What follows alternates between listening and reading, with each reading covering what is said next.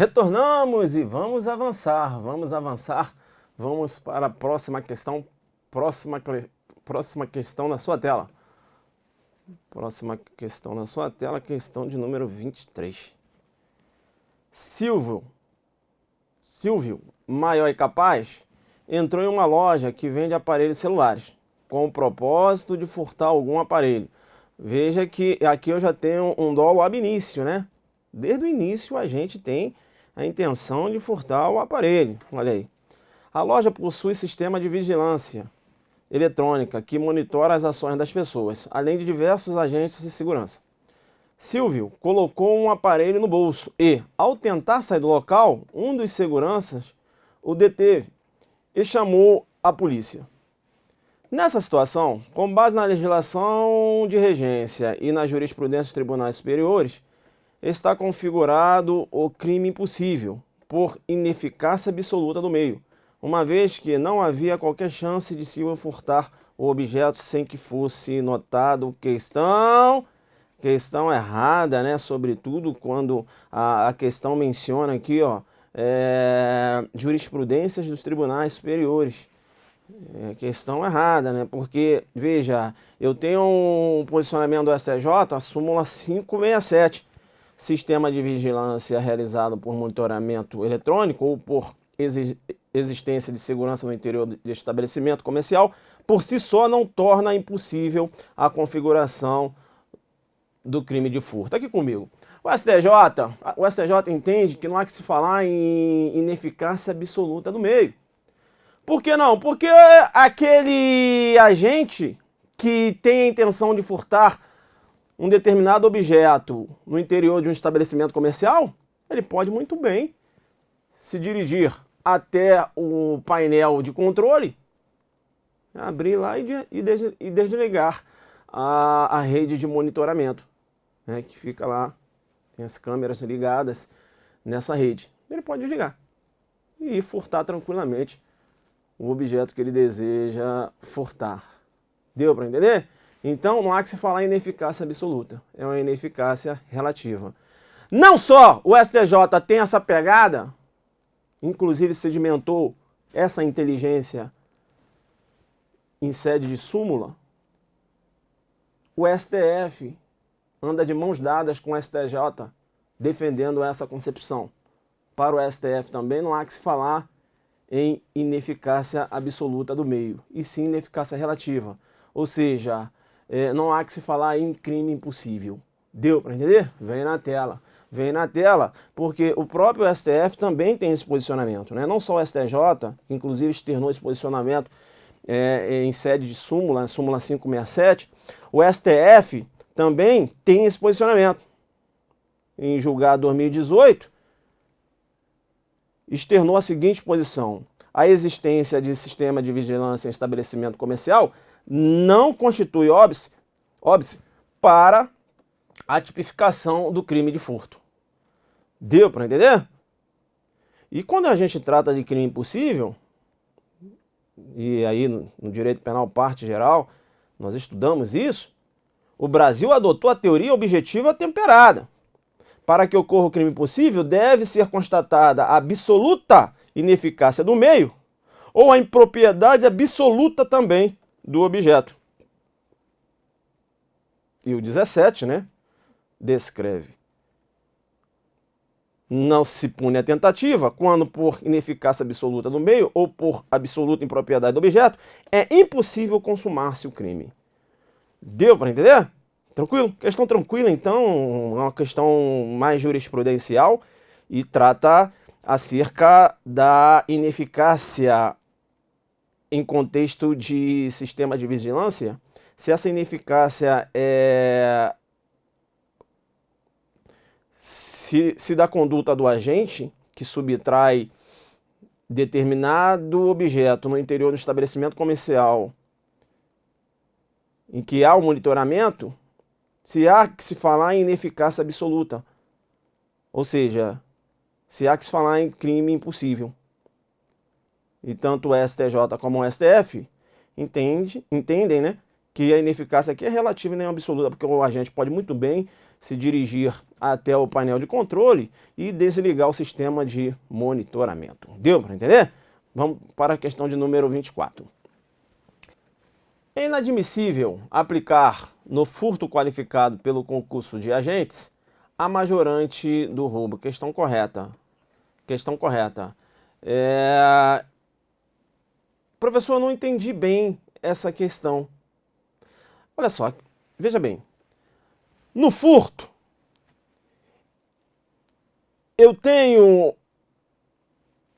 a roupagem de uma qualificadora quando o furto é praticado mediante o concurso de 2 ou mais pessoas, correto? Sim. Veja que no furto simples, a pena é de 1 a 4 anos e multa. Quando se trata de furto qualificado, e aqui o concurso de 2 ou mais pessoas qualifica o furto, a pena do furto qualificado é o dobro da pena do furto simples. Ou seja, reclusão de 2 a 8 anos e multa. Aqui é de 1 a 4. 1 a 4 anos e multa, aqui é de 2 a 8 anos e multa. É o dobro. Ou seja, quando o crime é praticado mediante concurso de 2 ou mais pessoas, o legislador entendeu por dobrar a pena. Agora, quando eu analiso roubo, no roubo simples, a pena é de reclusão de 4 a 10 anos e multa. E se esse roubo é praticado em concurso de 2 ou mais pessoas, a pena é aumentada de 1/3 até a metade. O legislador aqui não dobrou a pena. Aí vem comigo. Em relação à reprovabilidade da conduta, qual é a conduta que é mais reprovável? A subtração de um objeto sem violência ou grave ameaça? Ou a subtração de um objeto com violência ou grave ameaça? A conduta que é mais reprovável é aquela conduta em que o agente subtrai a coisa mediante violência ou grave ameaça. O roubo em relação ao furto. Ou seja, o roubo é um delito que eu tenho uma maior reprovabilidade. Então veja se, será que não ofende o princípio da proporcionalidade? O furto praticado em concurso de pessoas, a pena é dobrada. E o roubo, que é uma conduta muito mais reprovável, tem uma reprovabilidade maior, o legislador entendeu por aumentar a pena somente? Então, com base no princípio da proporcionalidade, eu vou pegar a pena do furto simples, quando praticado em concurso de pessoas, e vou utilizar a majorante do roubo. Deu para entender? Em homenagem ao princípio da proporcionalidade. Esse é o pensamento da defesa.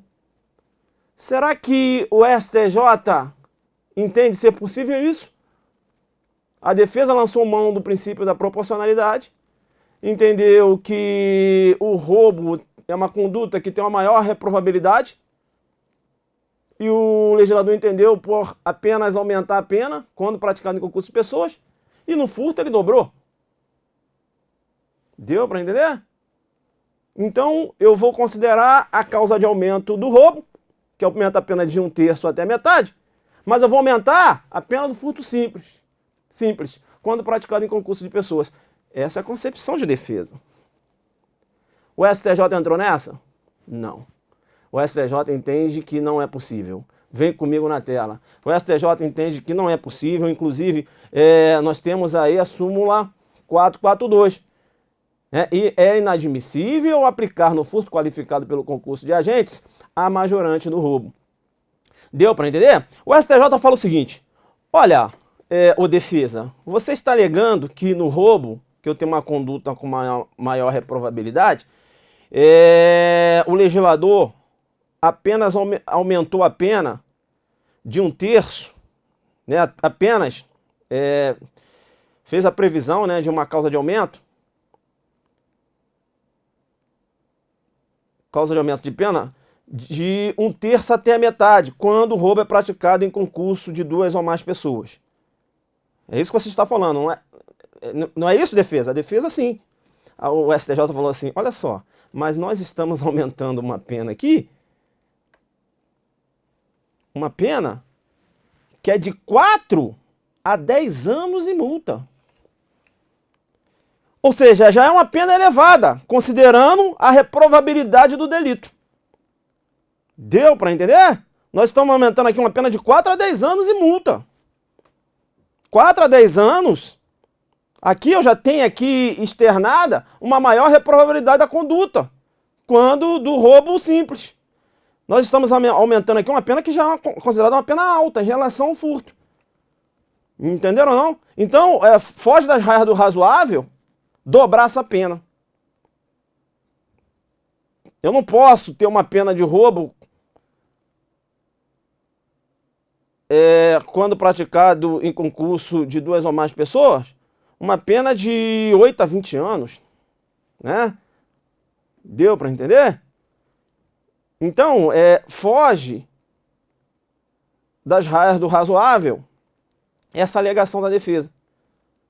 Porque a defesa, ela quer utilizar essa aqui, ó, ela quer utilizar essa causa de aumento aqui, ó, de 1/3 até metade, e combinar com... Ela quer aumentar essa pena do furto simples de 1/3 até metade, com esse fundamento de que o furto tem uma menor reprovabilidade da conduta. E aqui o legislador teria duplicado a pena. E no roubo que tem uma maior reprovabilidade, o legislador apenas aumentou. Então, com base no princípio da proporcionalidade, eu vou pegar essa causa de aumento e vou jogar aqui.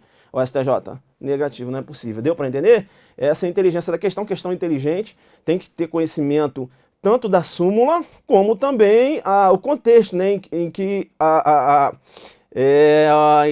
o contexto que gerou essa súmula aí, beleza?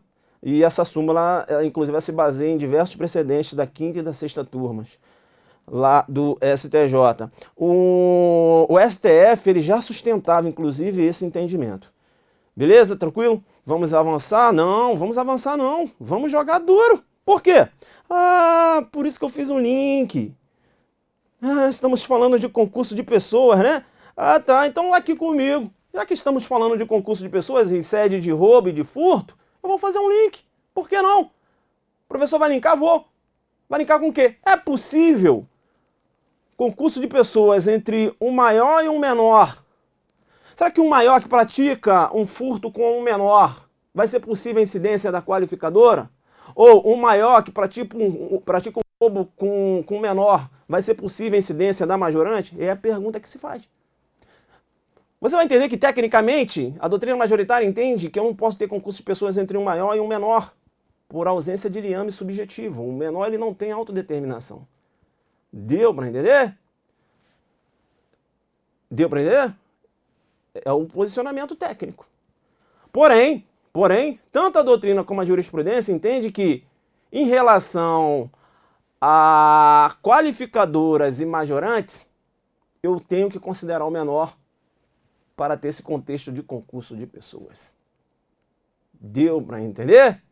É por isso que, inclusive, alguns doutrinadores chamam esse concurso de pessoas entre maior e menor, né, que você não teria verdadeiramente um concurso, mas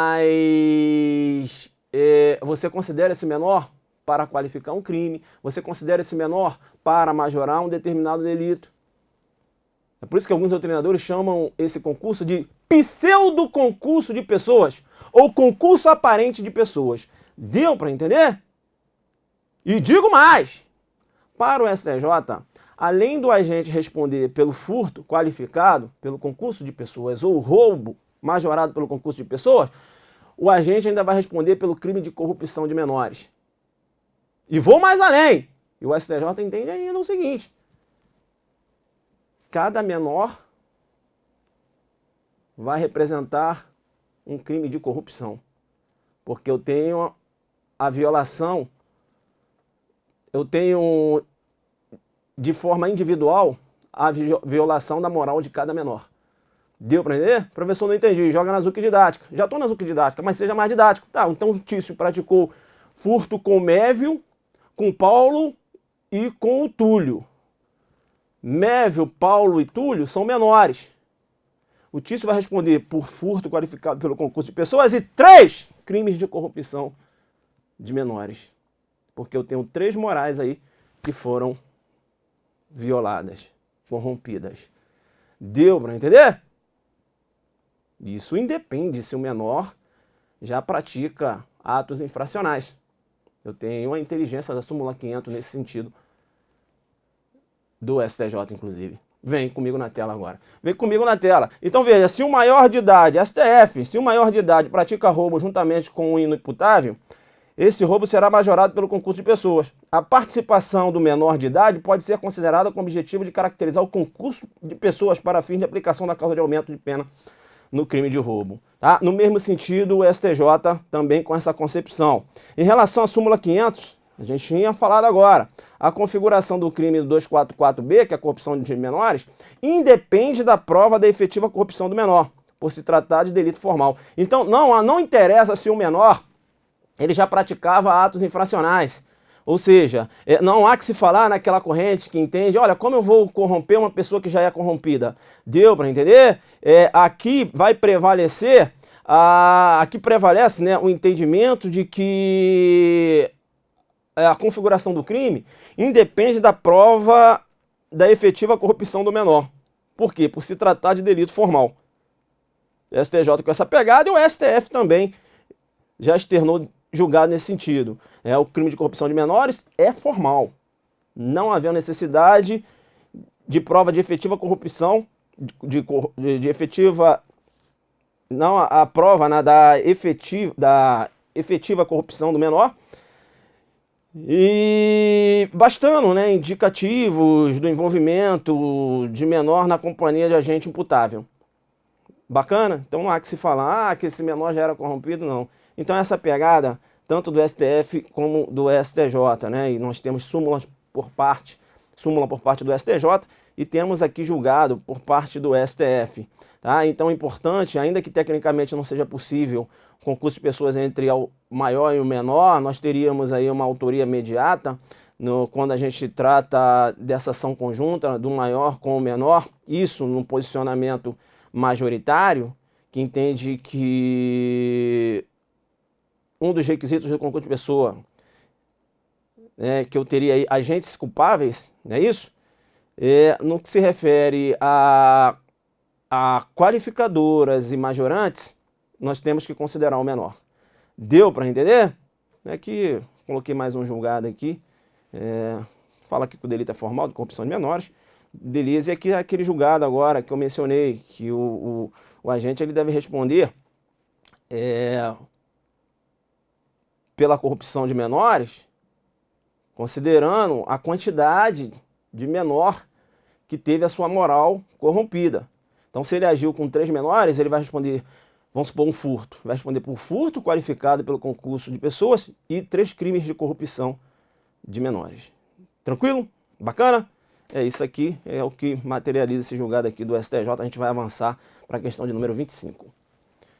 Em relação ao crime de furto, a pena é aumentada de 1/3 se a subtração for de semovente domesticável de produção, ainda que abatida ou dividida em partes no local da subtração. Questão errada, né? A questão trata aqui do denominado abigeato. A pena é de reclusão de 2 a 5 anos. Eu tenho aqui um furto qualificado, não um furto com incidência de majorante, né? Eu tenho aqui um furto qualificado. A pena de reclusão de 2 a 5 anos se a subtração for de semovente domesticável de produção, ainda que abatida ou dividida em partes no local da subtração. Vem comigo. Vem comigo. Veja, animal de produção. Suíno, bovino, entendeu? Suínos, bovinos. Então veja, não há que se falar de cachorro, gato, animal doméstico. Deu para entender? Professor, mas e aí, eu vou ter o fato atípico? Não. Vou ter furto simples. Furtou um cachorro, furto simples. Professor, furtou um cachorro e exigiu lá a cobrança de valor em dinheiro para libertar o cachorro. Extorsão mediante sequestro? Não, filho. Extorsão mediante sequestro é o sequestro de pessoa. eu posso ter aí um crime de extorsão. Entendeu? Um mal grave, né? Matar o cachorro. Deu para entender? O STJ tem esse entendimento, né? Em relação a patrimônio, constitui mal grave. Aquele cara que, vamos supor, ele subtraiu o veículo de determinada pessoa mediante violência ou grave ameaça, e depois ligou para a pessoa e falou: olha, se você não me der determinado valor em dinheiro, eu ainda vou atear fogo ao seu veículo. Vai responder por roubo em concurso material com extorsão. Deu para entender? Então, importante aí. Tá. Vem comigo na tela aqui. Vem comigo na tela. Então, animal de produção. E por que eu falo isso, né? Suínos e bovinos? Porque quando você analisa a exposição de motivo da criação dessa qualificadora, o legislador, ele faz referência ao prejuízo econômico da pecuária, filho. Porque lá no Sul, os alunos que são do Sul podem confirmar isso, o prejuízo é enorme. Subtração de gado, entendeu? É um prejuízo enorme a pecuária. Então é por isso que há a maior reprovabilidade da conduta. Não é subtração de cachorro, de gato, de animal doméstico, não. Nessa questão, nesse contexto aí, eu tenho o furto simples. Tranquilo? Tá? Importante. Será que eu vou fazer um link? Aí, tá vendo? Mas tem sempre um link. Já que eu estou falando de furto qualificado, e aqui é qualificadora, apenas reclusão de 2 a 5 anos. A questão tentou me pegar aqui porque falava que era uma situação de causa de aumento de pena. Não, é uma qualificadora. E já que eu estou tratando de qualificadora, eu vou continuar aqui, falando de furto qualificado, uma questão muito importante. Porque, veja que a Lei 13.654 incluiu o artigo 155, o parágrafo 4º, lá no artigo 155. A pena de reclusão de 4 a 10 anos e multa, se houver emprego de explosivo ou de artefato análogo que cause perigo comum.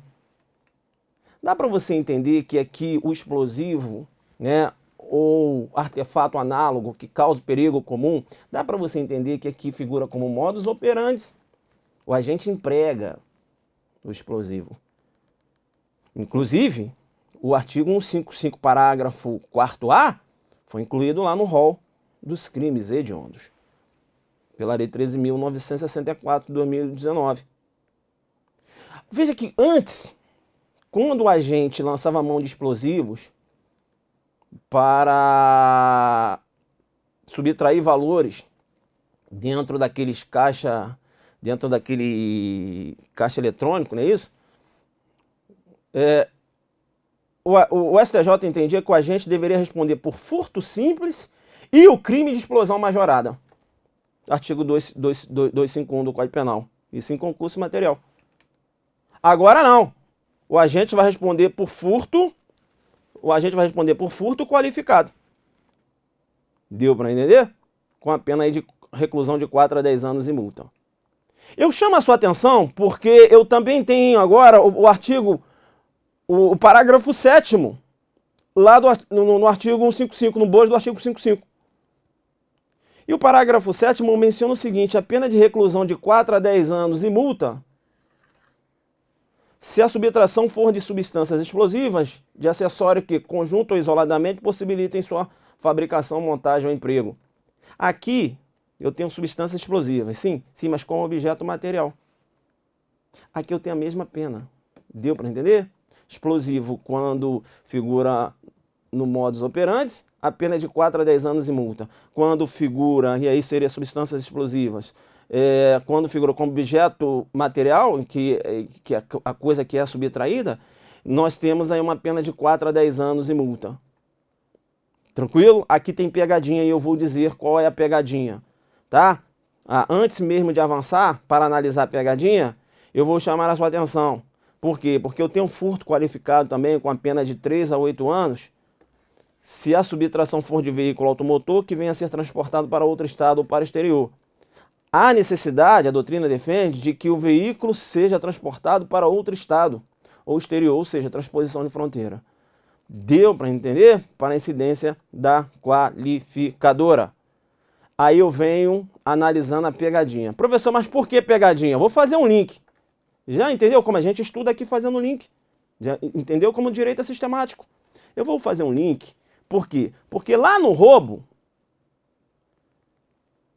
se o agente, mediante violência ou grave ameaça, ele subtrai substâncias explosivas ou de acessório que conjunto ou isoladamente possibilitem sua fabricação, montagem ou emprego, eu tenho a incidência de uma causa de aumento. A pena aumenta de 1/3 até a metade. Dá para você entender que aqui a substância explosiva, ela figura como objeto material? Sim, professor. E você já entendeu também que a pena, ela aumenta de 1/3 até a metade? Também, professor. E aí você fica ligado. Por quê? Porque eu posso utilizar o explosivo para a prática do delito, na execução do delito, como nós analisamos lá no furto. E aí você tem que ficar esperto, porque no roubo, se o agente emprega explosivo, né? Se há destruição, rompimento de obstáculo mediante emprego de explosivo, artefato análogo que causa perigo comum, eu tenho também incidência de causa de aumento? Sim, mas a pena, ela aumenta de 2/3. Então, qual é a pegadinha que o examinador vai fazer? Ele sabe que você estudou o furto e ele sabe que você percebeu que aqui, vamos aqui colocar o explosivo, né? Substâncias explosivas, quando figura como objeto material, a pena é de 4 a 10 anos e multa. E quando figura como modus operandi, também a pena é de 4 a 10 anos e multa, que seria o explosivo. Eu tenho a mesma pena. Quando se trata de roubo, aí eu tenho causa de aumento? Sim, mas veja que eu tenho causas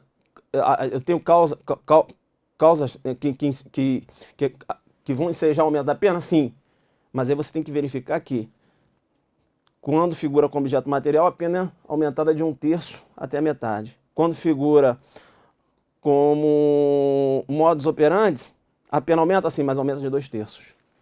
Então cuidado para não fazer confusão e achar que aqui eu vou ter a mesma causa de aumento. E há uma diferença. Inclusive, essa diferença entre as causas de aumento é objeto de crítica pela doutrina. Deu para entender isso? Bacana, né? Agora a gente avança para a questão número 26. Caio compareceu à residência de Maria e apresentou-se como técnico de informática, destacando ter conhecimento que o laptop do imóvel estava com defeito. Tá. Confirmando que o laptop não funcionava, Maria buscou o aparelho em seu quarto. Entregou! Isso é importante demais. Ela entrega. Professor, por que você deu um grito aí agora? Se liga, a vítima está entregando. Deu para entender? O autor ele se apresentou como técnico de informática. Vamos verificar se realmente ele é técnico, né? Porque foi mediante essa fala de se apresentar como técnico que a vítima entregou o objeto. Será que ele induziu a vítima a erro?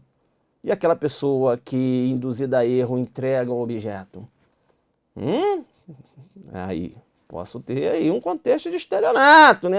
Calma, vamos continuar lendo.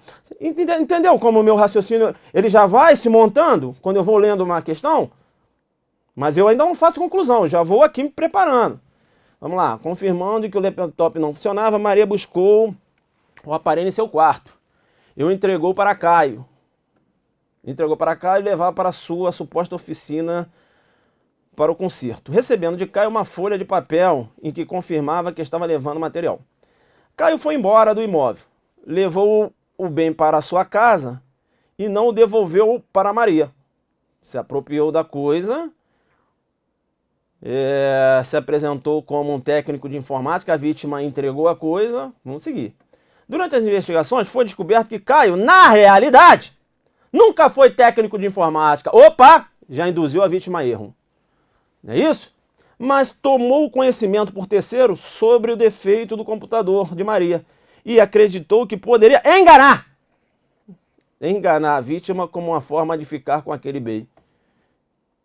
Então ele induziu a vítima a erro, a questão já apresenta isso, e a vítima entregou o laptop a ele, a vítima estava em erro, né? Que ele induziu a vítima a erro. É um quadro aqui de estelionato, vamos continuar. Diante disso, decidiu simular ser técnico de informática para receber o bem da lesada. Considerando apenas informações narradas, no momento do oferecimento da denúncia, o promotor de justiça deverá imputar a Caio a prática do crime de furto mediante fraude errado, né? Errado, nós temos aqui estelionato. Veja aqui comigo. Então, fica liga, viu como é o meu raciocínio? Eu já fui olhando ali, eu falei, olha, a vítima sendo induzida a erro, a vítima entregando bem. Vamos lá então. Estelionato. O dolo é ab início, desde o início. Mas o agente, ele lança a mão de uma fraude para induzir a vítima a erro. No estelionato, a vítima entrega o bem. Foi por isso que eu dei aquele, viu? Quando eu falei assim, olha, se liga, entregou. Ah, professor, porque se a vítima entrega o bem, quando ela está num contexto de erro, né, foi induzida a erro, ou mantida em erro, eu tenho estelionato. Deu para entender? Então, veja, a vítima entrega. Deu para entender? Bem, professor, e o furto mediante fraude? Então, vamos lá. Tício foi até um determinado estabelecimento comercial. Apresentou uma carteira falsa. Vai abrir um crediário lá. E o vendedor, achando que o Tício fosse um bom comprador, analisou o crédito lá e autorizou, enfim. E o vendedor entregou um relógio ao Tício. Isso é estelionato. Deu para entender? Agora a Tício foi ao mesmo estabelecimento comercial e tinha uma bancada lá com diversos relógios. Ele começou a olhar os relógios, o vendedor achando que ele fosse comprar. Aí o Tício fala o seguinte, ó, esses relógios aqui me agradam, mas, caramba, aquele ali me chamou mais atenção. Qual o valor daquele ali? Aí o vendedor, qual? Aí o Tício vai e coloca o relógio no bolso. Agora ele se utilizou de uma fraude, de uma manobra, para reduzir a vigilância da vítima em relação à coisa. E ele subtraiu. Deu para entender? Furto mediante fraude. Furto mediante fraude. O agente pratica a ação. Ele subtrai. Deu para entender? Tício, nesse mesmo estabelecimento comercial. O Tício chegou lá, ele não tinha intenção de ter... Ele não tinha intenção de pegar um relógio sem realizar o pagamento. De ter um relógio sem realizar o pagamento. Ele não tinha intenção. A intenção dele era realizar o pagamento. E ele chegou lá, deu uma olhada nos relógios e tal.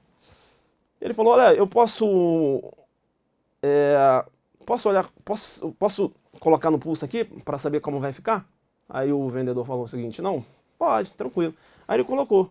Quando ele colocou, ele tirou uma foto, publicou no Insta, galera curtindo. Aí ele falou, rapaz, eu vou ficar com esse relógio. Né? Que ele sai ali do local, beleza? Ele saiu do local.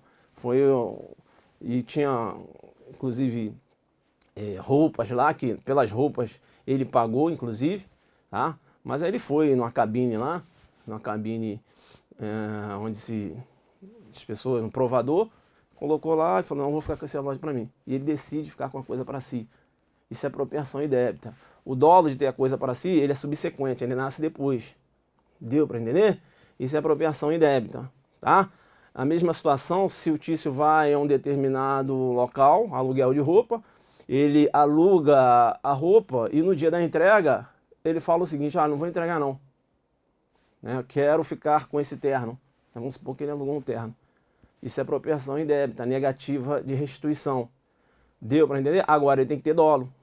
Porque se chegou a data de entregar o terno e ele acabou esquecendo, não realizou a entrega, não há que se falar em apropriação indébita, porque eu não tenho dolo aí em relação à não restituição da coisa. Deu para entender? Então, ó, furto mediante fraude, estelionato, apropriação indébita. Cai direto em prova. O aluno tem que saber quando é que eu vou ter um furto mediante fraude, quando é que eu vou ter um estelionato, quando é que eu vou ter uma apropriação indébita. E dois detalhes, no estelionato e no furto mediante fraude, o dolo é ab início, desde o início. Quando se trata de apropriação indébita, o dolo é subsequente. A vontade de ter a coisa para si nasce depois que o agente já está de posse da coisa. Deu para entender? Vem comigo na tela, então. Vem comigo na tela, importante, né? Eu vou chamar a sua atenção, por quê? Porque tem situações que, se você for analisar na técnica que nós abordamos agora, pode tanto ser furto mediante fraude, como pode ser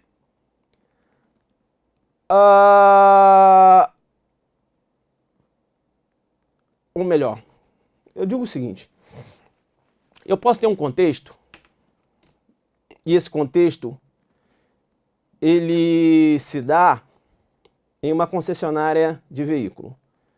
Tranquilo? Tranquilo? Tá. E o agente, aqui comigo, ele deseja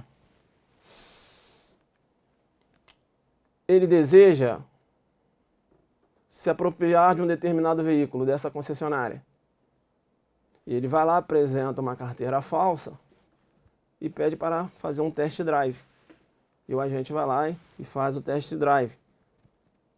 Só que no meio do test drive, ele, vai embora. Tecnicamente falando, do jeito como nós analisamos, que crime eu tenho aí? Ele apresentou a identidade falsa, aquele funcionário da concessionária acabou entregando o veículo para ele, realizar apenas um test drive e devolver, e ele se apoderou do veículo. Tecnicamente falando, eu tenho estelionato. Deu para entender? Deu para entender? Tá. Tício, mesma concessionária. Aí ele vai fazer um test drive. Aí fala para aí vem um funcionário, né? O funcionário agora é esperto, né? O funcionário, não, vou contigo. Aí o Tício está conduzindo o veículo. Aí o Tício fala o seguinte, olha só, eu acho que o pneu furou. Dá uma olhada aí, o funcionário vai olhar. Como o funcionário vai olhar, o Tício, que crime eu tenho aí? Furto mediante fraude. Deu para entender? Tá. Test drive. O Tício foi até uma concessionária. Chegou lá e pediu realmente só para fazer o test drive. Ele não queria ter o veículo para si sem realizar pagamento. Então, quando eles estavam andando com o carro ali, ele falou, rapaz, mas que carro bacana. Só que ele está sozinho agora. Ih, vou ficar com esse carro para mim. Foi embora. O dolo de ter a coisa para si nasceu depois que ele já estava de posse da coisa. Que crime eu tenho aí? Apropriação indébita. Então se liga. Num contexto de test drive, eu utilizando a técnica, eu posso ter tanto furto mediante fraude, eu posso ter estelionato e eu posso ter apropriação indébita. Deu para entender? Aí você tem que ficar esperto. Tem que ficar esperto por quê? O STJ falou, olha, vamos afastar a técnica por questão de política criminal, vamos considerar tanto se ocorrer estelionato como apropriação indébita, ou até mesmo, propriamente o furto mediante fraude, vamos considerar tudo furto mediante fraude. Por quê? Porque as seguradoras não realizam pagamento em relação a estelionato e apropriação indébita. Apenas furto. Deu para entender? Então cuidado, porque para o STJ, test drive caracteriza furto mediante fraude. Ainda que tecnicamente, se você for analisar o caso, você tem aí, na verdade, um estelionato, você tem uma apropriação indébita. Para o STJ, test drive configura furto mediante fraude. Tá, se apareceu lá na sua prova, apareceu na sua prova, uma questão, ainda que seja test drive, mas, que você consegue verificar que tecnicamente seria um estelionato e não fala nada de STJ, eu te aconselho a utilizar a técnica, entender pelo estelionato. Deu para entender? Por quê? Não falou nada de STJ, tecnicamente a vítima entrega a coisa induzida a erro. Deu para entender? Então vem comigo na tela, filho. Vem comigo na tela. Então se liga, né? Falou STJ, é furto mediante fraude. Independente se você tem ali uma visão de estelionato, se você tem uma visão de apropriação indébita, num contexto de test drive. Beleza? E o STJ ainda entende que furto mediante fraude ainda é o chupa-cabra, equipamento para copiar dados bancários, saques eletrônicos indevidos, transferências fraudulentas através do meio eletrônico e o test drive, tá? Então, é por isso que o test drive, o STJ entende como furto mediante fraude, mas por questão de política criminal, beleza? Tá, já que eu estou falando aqui de o jogo é pesado, né? Eu tenho aqui aqui nas qualificadoras, eu tenho aqui a escalada, eu vou chamar aqui, vou fazer um link, porque o STJ entende que é dispensável a perícia quando a escalada for comprovada por meio de filmagens, fotos e testemunhos. Eis que legalmente comprovada a materialidade aqui comigo. O furto mediante escalada, né? Essa escalada, ela tanto pode, você entende como escalada, é aquele esforço anormal.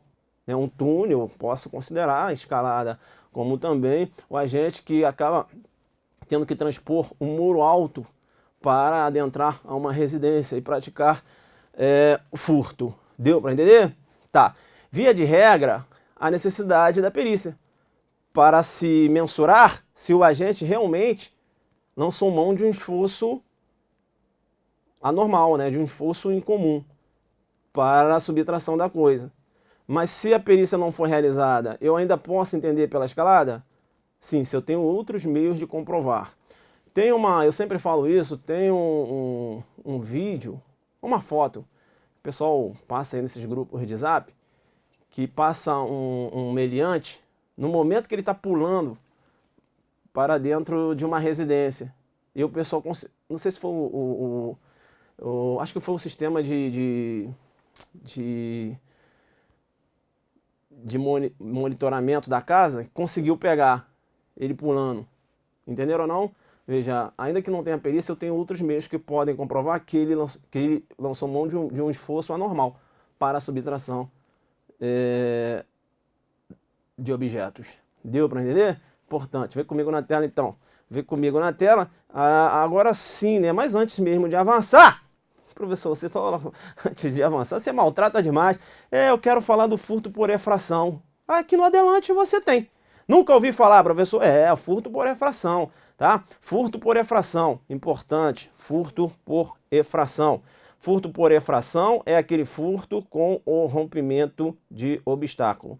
Furto por efração é aquele furto com um rompimento de obstáculo. Nós temos o famulato, que é o furto mediante abuso de confiança. Nós temos o abigeato, né, que é o furto de animal de produção, a gente já analisou. Nós temos o furto famélico, que é o furto praticado em estado de necessidade. E nós temos o furto por efração, que é o furto com o rompimento, mediante rompimento, né, de obstáculo. Beleza? Vamos então avançar para a questão de número 27. Ih, jogamos duro aqui, hein, Vi? Jogamos duro. Oxe, rapaz, foi. Aqui a pegada foi... Caramba, vamos aqui para a questão de número 27. Professor, esse curso é muito bom. Assim, sabe? É bom porque eu já estudei. Mas aí, essa revisão, né? Porque eu estudo muita coisa, sabe? Então, sabe, muita coisa eu não consigo lembrar. Agora, você falando, os exemplos... Entendeu? É um curso desse que eu queria. Eu vou divulgar esse curso, né? Porque o Adelante, ele merece. Ele merece bombar no mercado porque o trabalho é muito sério. Não brinca com sonhos. Vamos lá, professor, vamos lá então. Segundo o STJ, o crime de furto não deve ser... No crime de furto, né? Não deve ser reconhecida a qualificadora da destreza, caso inexista a comprovação de que o agente tenha lançado, tenha se valido de excepcional e incomum habilidade para subtrair a coisa que se encontrava na posse da vítima sem despertar-lhe atenção. Não deve ser... Questão correta. Questão correta. Esse é o pensamento do STJ, é o furto mediante destreza. A destreza é aquela habilidade física ou manual do agente que lhe permite subtrair o bem que a vítima traz consigo sem que ela perceba. É o que acontece com os batedores de carteira, né? Ao pegar objetos no bolso ou nas bolsas das vítimas, como carteira, celular, dinheiro, etc. Aqui comigo. Olha só, a destreza, aquela habilidade incomum, a vítima ela não pode perceber.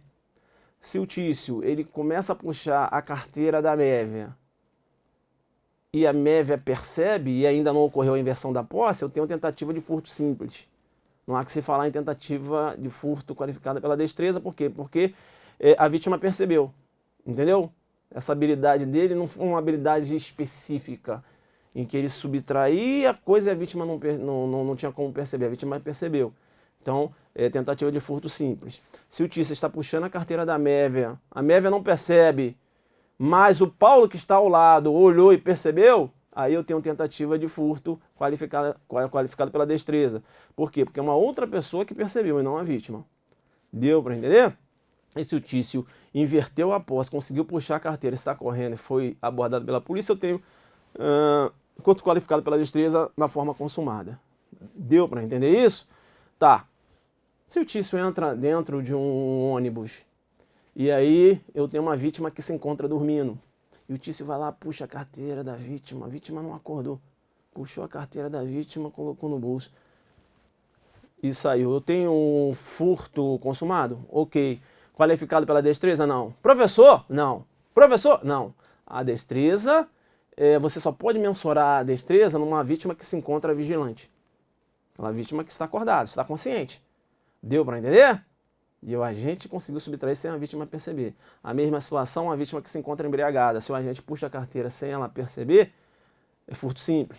Não qualificado pela destreza. Por quê? Porque a vítima não tinha condições de vigilância da coisa. Né? Deu para entender? A destreza ela só vai ser caracterizada quando eu tenho uma vítima vigilante. Uma vítima, sabe, consciente, acordada, atenta. E ainda assim o agente conseguiu, né, subtrair a coisa. Entendeu? Essa conduta, olha a reprovabilidade dessa conduta. Né? Olha a coragem desse agente, né? Uma vítima vigilante, ele consegue puxar a carteira. Professor, coragem não, é cara de pau. Olha a cara de pau, realmente. Deu para entender? Vem na tela aqui, vem na tela.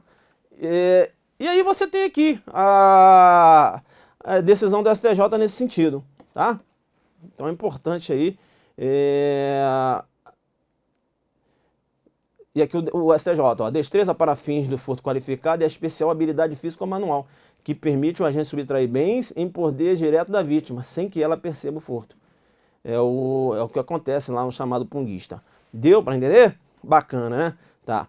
Já que nós estamos falando de furto qualificado e a pegada é assim, agressiva, aqui comigo. Será que eu posso aplicar o princípio da insignificância no furto qualificado? Um dos requisitos para a aplicação do princípio da insignificância é o reduzido grau de reprovabilidade, né, da conduta. Não é isso? E um crime, quando ele é qualificado, é porque o legislador entendeu que aquela conduta tem uma reprovabilidade acentuada. Será que então eu posso aplicar o princípio da insignificância a um crime qualificado? Será que eu posso aplicar o princípio da insignificância ao furto qualificado? Via de regra, por questão lógica, não. Mas o STJ vem relativizando. O STJ falou o seguinte, deve analisar o caso concreto. E eu tenho diversas decisões do STJ aplicando o princípio da insignificância quando da ocorrência do furto qualificado. E aí quando você vai analisar a qualificadora, é a qualificadora concurso de pessoas. Deu para entender? Então o STJ ele vem admitindo a aplicação do princípio da insignificância no furto qualificado quando praticado em concurso de pessoas. Segundo o STJ, olha, ok, né? Praticou em concurso de pessoas, qualifica o crime, sim. Mas veja, não foi com emprego de explosivos. Deu para entender? Então o STJ entende que deve se analisar o caso concreto. Ou seja, o fato do crime ser qualificado por si só, segundo o STJ, não impede a aplicação do princípio da insignificância. Há necessidade de se analisar o caso concreto. Vem na tela. Vem na tela, né? Então olha aqui, ó, julgado. Como regra, a aplicação do princípio da insignificância tem sido rechaçada nas hipóteses de furto qualificado, tendo em vista que tal circunstância denota, né, em tese, uma maior ofensividade e reprovabilidade da conduta. Deve-se, todavia, considerar as circunstâncias peculiares de cada caso concreto, de maneira a verificar se, diante do quadro completo do delito, a conduta do agente representa a maior reprovabilidade a desautorizar a aplicação do princípio da insignificância. Então, o STJ, nos casos de concurso de pessoas, você tem diversos precedentes aí, um furto qualificado por concurso de pessoas, entendendo pela possibilidade da aplicação do princípio da insignificância, né? E aí, claro, que o jogo é pesado, a gente revê aqui um pouco o princípio da insignificância, e aí nós temos, né, conhecimento que já estudamos no jogo duro total, que o princípio da insignificância ele não tem previsão lá no Código Penal, porém foi incorporado no direito penal brasileiro na década de 70 aí, pelos estudos do professor Klaus Roxin. Ou seja, o princípio da insignificância veda a atuação do Estado quando a conduta não é capaz de lesar ou, no mínimo, colocar em perigo de lesão, né, o bem jurídico tutelado pela norma penal. Tem a natureza jurídica que causa de supralegal de exclusão da tipicidade, porque não tem previsão legal o princípio da insignificância, tá certo? Porque por isso que é uma causa supralegal de exclusão da tipicidade. E o princípio da insignificância enseja a exclusão da tipicidade material. O princípio da insignificância enseja a exclusão da tipicidade material. E aí nós temos os requisitos objetivos do princípio da insignificância. A mínima oficialidade da conduta do agente, nenhuma periculosidade social da ação, reduzido o grau de reprovabilidade do comportamento e a inexpressividade da lesão jurídica provocada. Esses requisitos aqui são requisitos objetivos, né, estabelecidos pelo STF. Nós temos também requisitos subjetivos, estabelecidos pela doutrina, que é o valor sentimental em relação ao bem, e o outro requisito é a situação, a condição pessoal da vítima, né? E nós já analisamos, né, estudamos isso em parte geral. Tranquilo? Beleza? Tranquilidade, então. Questão de número 28, vem aqui comigo, né? Na questão de número 28, eu vou deixar você descansar. Pessoal, vamos ficar ligados nesses princípios, né? Princípio da insignificância, que é o princípio da bagatela. Nós temos o princípio da bagatela imprópria, né? Que é a desnecessidade da aplicação da pena. Então não pode fazer confusão em relação a esses dois princípios, né? Princípio da insignificância, que você tem a exclusão da tipicidade material, e o princípio da insignificância, que é o princípio da bagatela, exclusão da tipicidade material, e o princípio da bagatela imprópria, que eu tenho lá aquela visualização da desnecessidade da aplicação da pena. Quando você fala de bagatela imprópria, tanto o STF como o STJ não vem admitindo a denominada bagatela imprópria. E o princípio da insignificância, nós sabemos que temos algumas restrições, como por exemplo, no que se refere à lesão corporal no ambiente doméstico, não é isso? Diversos os crimes praticados, segundo o STJ, em face da administração pública, no STJ, o STF tem precedentes, tem entendimento contrário, mas o STJ tem súmula, inclusive, nesse sentido aí. Tá, então, vai lá, vai tomar uma água e nós retornamos aí. Um abraço.